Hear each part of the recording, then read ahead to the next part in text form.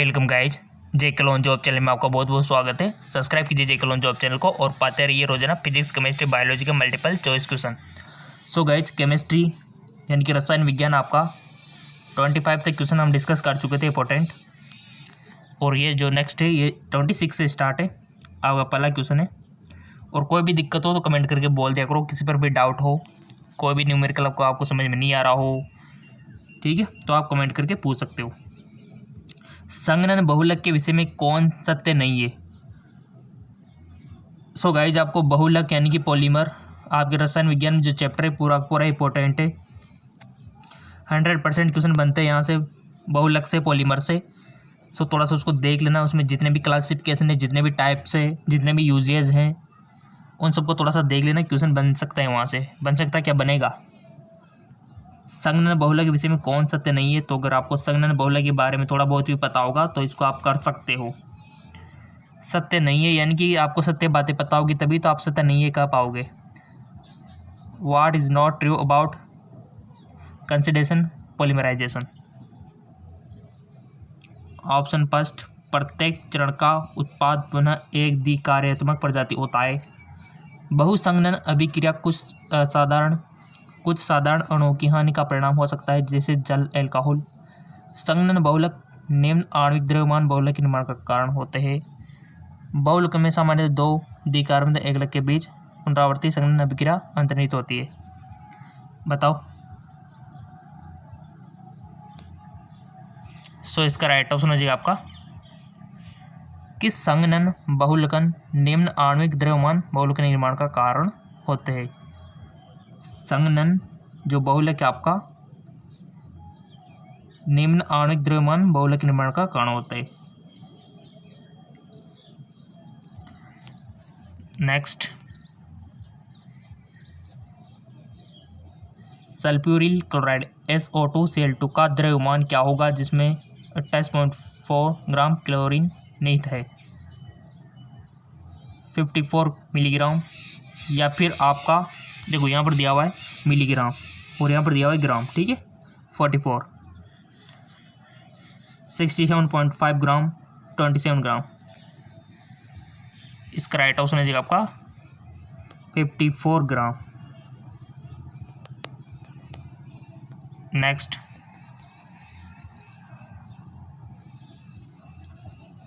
Polyphosphate जल मर्दूकरण अभिकर्ता के रूप में क्यों प्रयोग किए जाते हैं?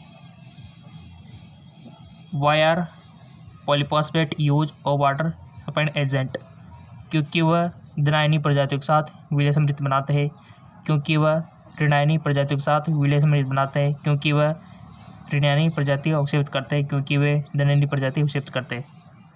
इसका राइट ऑप्शन हो जाएगा आपका क्योंकि वे धनायनी प्रजातियों के साथ विलय समृद्ध बनाते हैं। जी हाँ, बिल्कुल, धनायनी प्रजातियों के साथ। अगला क्वेश्चन, एक ऊष्माशोषी अभिक्रिया यहाँ पर दे रखी है में तापमान T के पर साम्यावस्था प्राप्त होती है। निर्मित S की मात्रा को कैसे बढ़ाया जा सकता है? S के आंशिक दबाव को बढ़ाकर, प्रणाली पर कुछ दबाव को बढ़ाकर, प्रणाली पर कुछ दबाव को घटाकर, सभी गैसों के आंशिक दबाव को घटाकर। करेक्ट ऑप्शन इज प्रणाली पर कुछ दबाव को बढ़ाकर।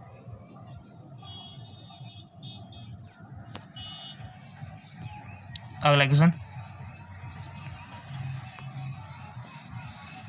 इंपॉर्टेंट है, देखो आपका क्वेश्चन। Vr- आयन के साथ Mn2+ एक सम्मिश्रण का निर्माण करता है। सम्मिश्रण का चुंबकीय गुण 5.92 Vm है। सम्मिश्रण का विभाजन सूत्र एवं ज्यामिति है। पिरामिडनुमा त्रिकोण, वर्ग समतलीय, चतुष्फलकीय, अष्टफलकीय, सबके लिए देर का है यहाँ पर आप देख सकते हो। और ये इंपॉर्टेंट क्वेश्चन बनता है आपके आकार आपसे पूछा जाता है गाइस। आकार हमने आपको बताया भी था कि आकार को किस प्रकार से आपको याद रखना है। इसका राइट ऑप्शन है MnBr4 2 चतुष्फलकीय। चतुष्फलकीय आ जाएगा इनसे, ठीक है, ऑप्शन थर्ड वाला। अगला क्वेश्चन, निम्नलिखित इलेक्ट्रॉन विन्यास के लिए समान उपकोष में कितने इलेक्ट्रॉन विनिमय संभव है? निम्नलिखित इलेक्ट्रॉनिक विन्यास के लिए समान उपकोष में कितने इलेक्ट्रॉन विनिमय संभव है? यहाँ पर आप देख सकते हो, आपको ऑप्शन दे रखे 4, इनमें से आपको बताना है। सो इसका राइट ऑप्शन हो जाएगा आपका 6, 10। अगला क्वेश्चन, 20% WW वाले जलीय विलयन X जिसका आणविक भार 50 है कि ग्राम अणुता इसके बराबर है 2 मोल, 5 मोल, 4 मोल, 2.5 मोल।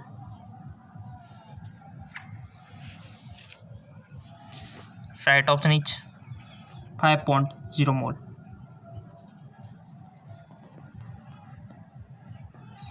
अगला क्वेश्चन, थोड़ा सा एडजस्ट कर लेते इसको।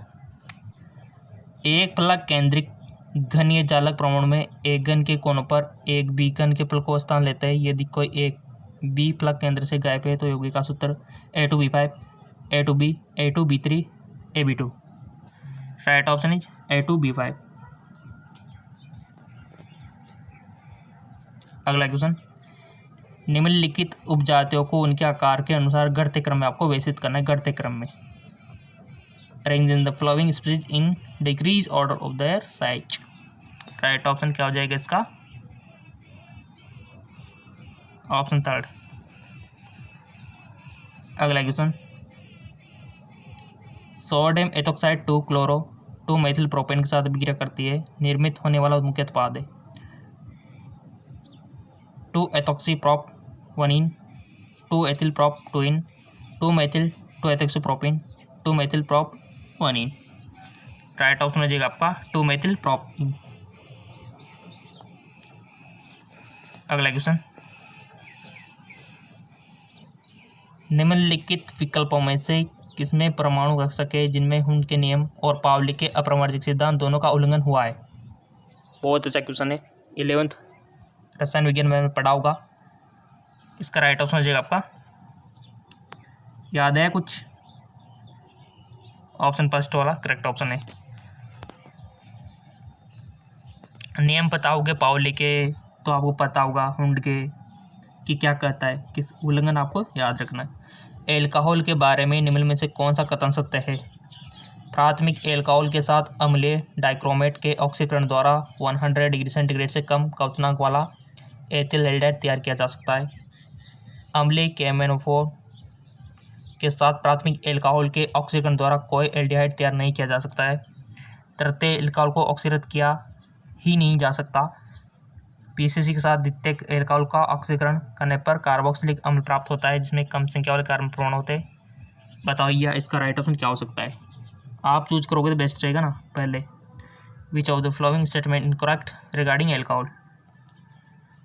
राइट ऑप्शन इज प्राथमिक एल्कोहल के साथ अम्लीय डाइक्रोमेट के ऑक्सीकरण के द्वारा 100 डिग्री सेंटीग्रेड से कम क्वथनांक वाला एल्डिहाइड तैयार किया जा सकता है। राइट ऑप्शन इसका हो जाएगा। ठीक है, निम्न में से कौन सी रासायनिक अभिक्रिया अपचयक अभिक्रिया यानी कि रेडॉक्स अभिक्रिया को निर्मित करता है? बहुत अच्छा क्वेश्चन है।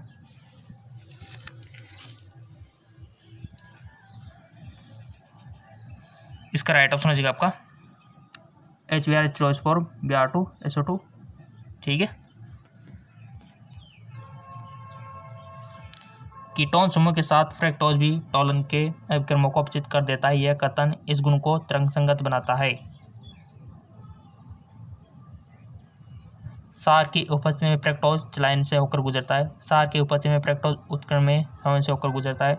एल्कोहल की उपस्थिति में फ्रक्टोज बीटा ग्लाइकोसिटिक लिंकेज का निर्माण। एल्कोहल की उपस्थिति में फ्रक्टोज अल्फा ग्लाइकोसिटिक लिंकेज का निर्माण करता है। तो राइट ऑप्शन हो जाएगा आपका सार की उपस्थिति में फ्रक्टोज उत्क्रमण में समावेश से होकर गुजरता है। सार की उपस्थिति में।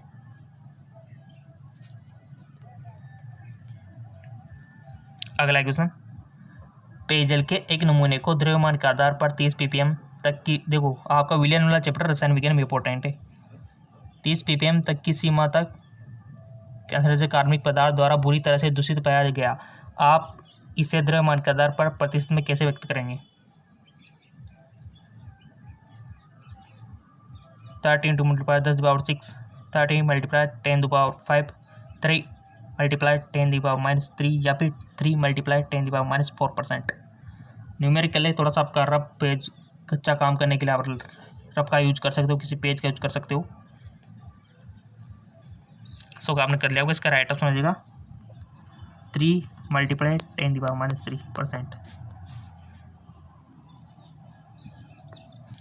अगला क्वेश्चन, ग्लूकोज एवं फ्रक्टोज को के द्वारा वैध किया जा सकता है? ब्रोमीन जल, बेनेडिक्ट अभिवर्जक, टॉलन अभिक्रमक, फेलिंग अभिक्रमक। राइट ऑप्शन ब्रोमीन जल।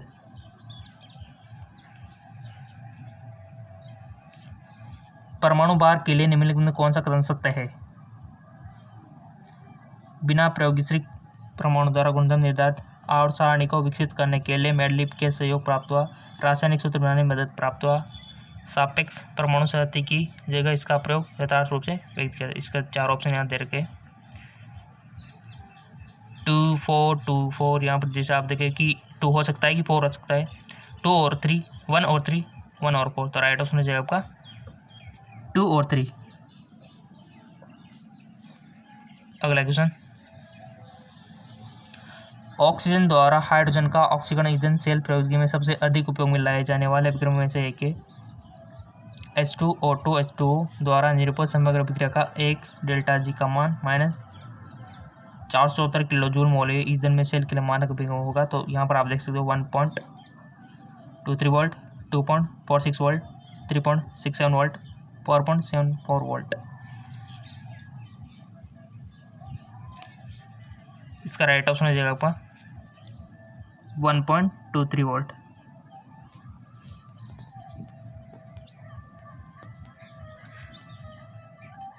अगला क्वेश्चन है आपका, देखो, एक छात्र ने कठोर और मृदु जल के बीच अंतर स्पष्ट करने के लिए एक जांच श्रृंखला का प्रदर्शन किया और उसने अपने प्रेक्षण रिकॉर्ड किए जैसे कि सारणी में दिया हुआ है। आप जानते हो ना, एक होता है सॉफ्ट वाटर, एक होता है हार्ड वाटर। हार्ड वाटर बालों के लिए, स्किन के लिए बहुत ही खराब होता है, हम आपको बता देते हैं। और हार्ड वाटर की पहचान क्या है? हार्ड वाटर की पहचान यही है कि जैसे कि आप अगर लॉन्ग टर्म तक ये एकत्रित रहता है या फिर यूज होता रहता है, जैसे कि आपने नलों पे देखा होगा काफ़ी सारा सफ़ेद सफ़ेद जम जाता है और ये जहाँ पर गिर जाता है वहाँ पर भी सफ़ेद सफ़ेद छोड़ देता है, ये आपका हार्ड वाटर है। और इसे हेयर फॉल, काफ़ी सारे हेयर फॉल होते हैं। तभी तो आपने देखा होगा कि कोई भी स्टूडेंट हो गया या फिर कोई भी व्यक्ति हो गया, जब गाँव से शहर की ओर जाता है तो हेयर फॉल होने लगते हैं। क्यों? क्योंकि हार्ड वाटर शहरों में ज़्यादा होता है। ठीक है, नदियों का पानी।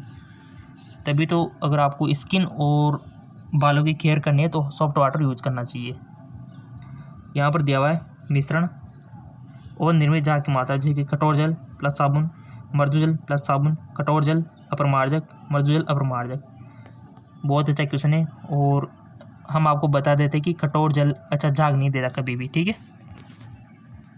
यहाँ पर दिया हुआ है किस प्रदर्शन में उसने सबसे कम झाग किसमें आएंगे गाइस बताओ? सबसे कम झाग कठोर जल साबुन में या फिर मृदु जल साबुन में या फिर कठोर जल अपरमार्जक में या फिर मृदु जल अपरमार्जक में। बहुत अच्छा क्वेश्चन है। RPS क्यों?